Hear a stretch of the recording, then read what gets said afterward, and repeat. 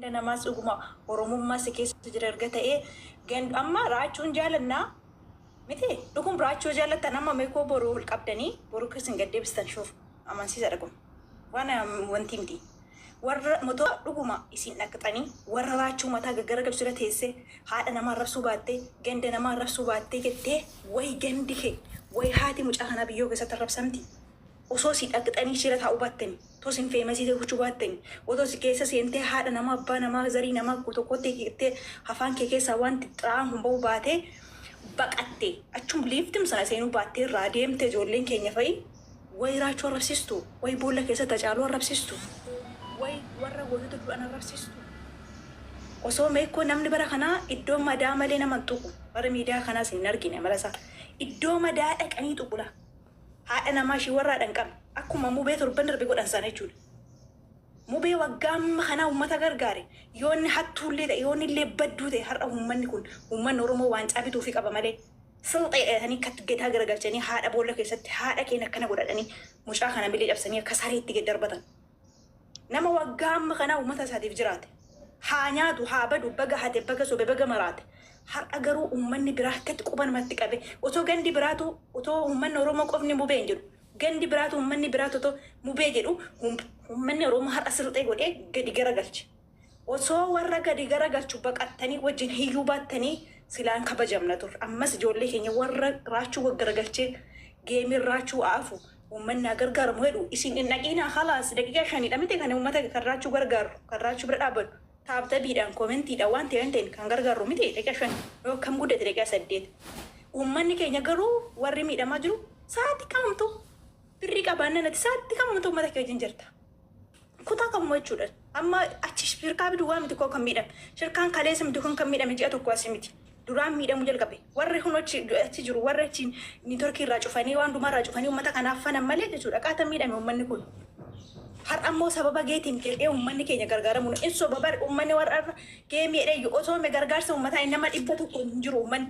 gaafa kottaa uummata gargaarra gaafa kottamee warra akkatti ingilisaadhaan garuu warra affaname kanaaf sagalee taana jedhan dhugaa rabbii namni takka hin jiru namni takka laa nam tokko sobanii seexan walitti ta'anii adaraa keessan isan ani yaada ka'uun gabaabsaas inti dheeresse ijoollee mataa gaggargalchitanii gandas ta'e kutaa kamumaa ijoollee gaggargalchitanii jala dhaqiinaa baqadhaa dhiisa maaliif jennaan jirru kun wallaaltota gande shiitii fi miti ofumaaf hin taatu maquma shiitii fi ana obsee namta yoon nama tokko mataa gaggargalchee maqaa gandaa miti godha maqum nama dhuunfaa takka gaggargalchee rabsee cirumayyuu ofumaaf hin ta'u jala deemtanii gastii gubbaa seentanii hin arrabsiinaa ofii keessanis baqadhaa kuni namas nama tuffachiisaa uummata keenya san tuffachiisa anaan kun yaada obseeti malee yaada keessan hunda ta'uu dhiisuu danda'a.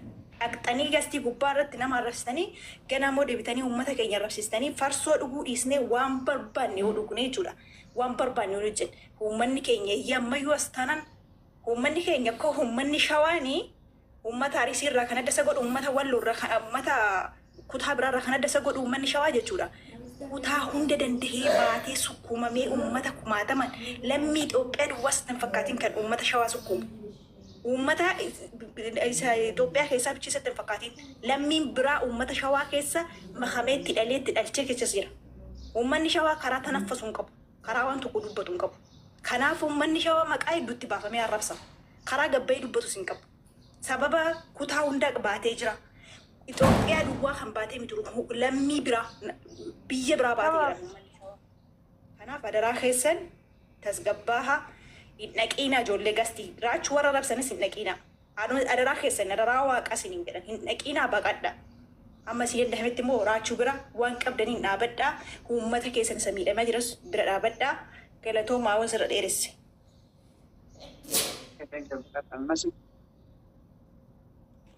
Ayyee hundi keessan akkam bultanii? Anis yaadni koo wanti isinirraa addaa tokko iyyuu hin jiru. Kan ijoollee keenyas miira keessa galchee dubbisee waan biraa osoo hin taane rakkoon qabu raachootes mari'achiiseera. Geemii koo kana taphadhumu gargaarsa adursunnaa isaantu taphadhu jedheeni isaantu immoo jara garagalee kanarra suusaanii nuti immoo kan dubbisee waan biraa osoo hin taane raachuun isaan faana geemii qabate isaan faana miidiyaa fayyadame garuu haati raachuu maal isaan goote kan jedhutu ijoollee keenyatti dhaga'amee dubbanne malee nuti takka iddoo gandummaadhaan nama rabsinee hin beeknu ijoolleen shawaa. Ijoolleen keenya please tokkoffaa ijoollee keenya yeroo hundumaa wanti isin kadhadhu warrumti maqaa gandaa baattanii deemtan koomentiin taanis namaan barreessinaa. Kutaa namni tokko warra rabsi dhaqqanii gidduun galiinaa isin hin galchu. Yoo isin danda'ame gidduu sana galaa walitti taraarsaa. Yoo isin hin danda'amne immoo abbaa adeema amma gaafa ganda keetanii maqaa sidhaanitti. Isin yeroo hundumaa batala ijoolleen arsii kun jechuudha. Yeroo hundumaa yoo waan tokko yeroo hundumaa waan tokko yoo bade maal godhu seete garuu nama garuu macaalutti kaatu madaa namaa tuttuquuf kaatu. Madaa namaa tuttuqina nuti isin tunne nun tuqina. Rachuu te geemisaa hin taphata wanti duubatti deebisu tokko hin jiru. Warri hin barbaanne dhiisuu dandeessu. Warri hin gargaaru itti miti mirga keessani. Namni giddi nama isin gargaarsu hin jiru. Garuu immoo nun tuqina. Uummanni shawaa biyya abbaa isaa keessa jiraachaa jira. Biyya isaa keessa jiraachaa jira. Miidiyaa irra hin jiru. Nama tokko jettanii shawaan akkana shawaan farsoo shawaan maali? Farsoo ilma dhiiraatu dhuga. Hunda keessantu dhuga. Isin harranni keessan wanti ittiin shawaan rashitan farsoo. Ofumaaf isin irraa fokkise. Faaraa ta'uu keessan kan agarsiisu kun arraba miti farsoon. Ilma dhiiraatu dhuga. Kan immoo dhiira keenyaan nu rabsitan jechuudha. Ijoolleen keenya dhiirri shawaa biyya abbaa isaa keessa taa'ee falmatee jiraata malee garbicha ta'ee ganda namaa keessa hin jiraatu. Nun tuttuqiina stop. Ijoolleen keenya morri maqaa gandaa baattanii adaraa keessan koomentiin taa'ee namaa barreessinaa. Du'aa namaas gadi hin garagalchiinaa. Nama sin arrabsiinaa. Kanumaa yaadni koo galatoomaa. Eenyu abbaan dabaree lammaffaa salaale?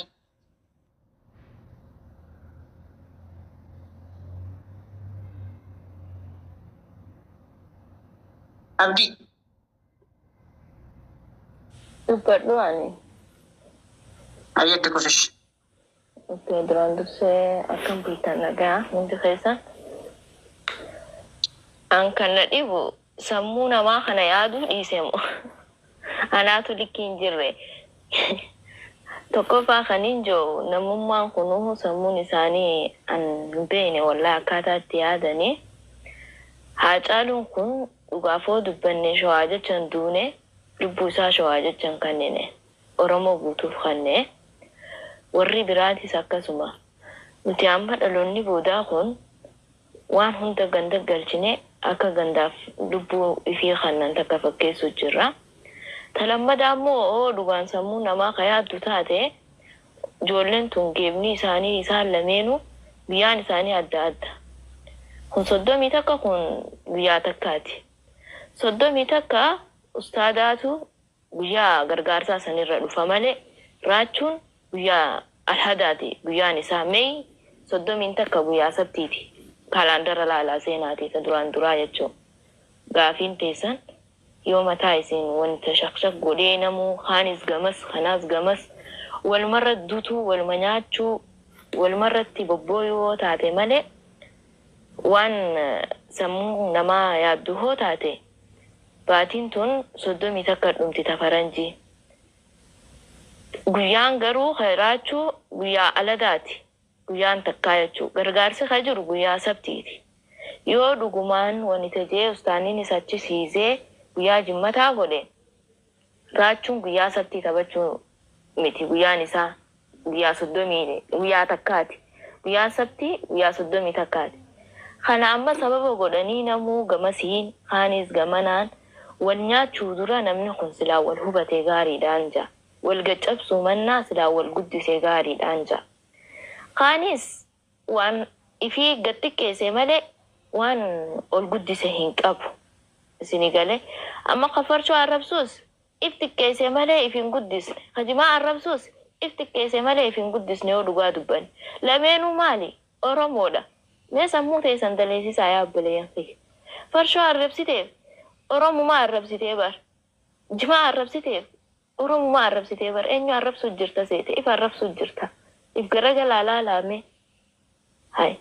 Maal taatan ummata? Mee sammuu teessan daleessisaa. Mee wal guddisuu yaada wal xiqqeessuu dura. Hai. Maa wal nyaattan hogguu bakka jirtanitti bismillaahi.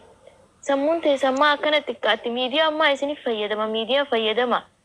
karaa itti jijjiiramtan barbaadame hay achi deemtan abaloo akkana achi deemtan abaloo akkana mee jara wal nyaatu arkitanii jara wal arrabsu arkitanii rakkina ifiitiin rakkina irrina ifiitiin tokko beekaan hin jiru hundi wal jedhuma akka horiitti akka titichaatti namu bakkuma takka irraa iyya kaanis achi moggaa qabatee kaanis moggaa qabatee yaa rabbi hanqayoommaati namni keenya akkana wal nyaanna garuu miidiyaa kana nu qofaa fayyadamu jira ibseenaasa jeegisee akkasiin yaadaani dhugaan isiniin jaa akkuma lubbuun teenya qofa fayyadamu jirru ibseenaansa hay jarri nu barka afaan keenya beeku meeqaatami jira yeroo tana nu keessa seeneeti magaalaa takka ganda takkatti maxxanee waliin nu naqu jira bar waan biraadii isaati obboleeyyan kiyya hay kaan akkana maarree jimaa qaati akkana godhe akkas godhe beektee sitti nafne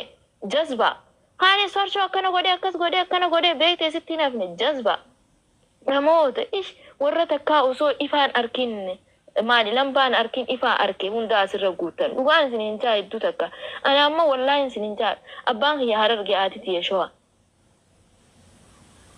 hay kaan dhuge dhimma isaatiif dhuge kaan qamee dhimma isaatiif qame isaaf fayyidaa qabaannaati faranjiin akkana taate akkas taate jinni taate zubbii taate waa beektee sitti naf caatiin akkas ta'e akkana ta'e akkas ta'e waa beektee sitti naf waan si fayyadu takka addunyaa kanarra dhufnaan waan si gammachiisu goote siif faayidaa malee siif rakkoo qaba jee nama yaadu midhaan san keessaa dhugaan isinii hima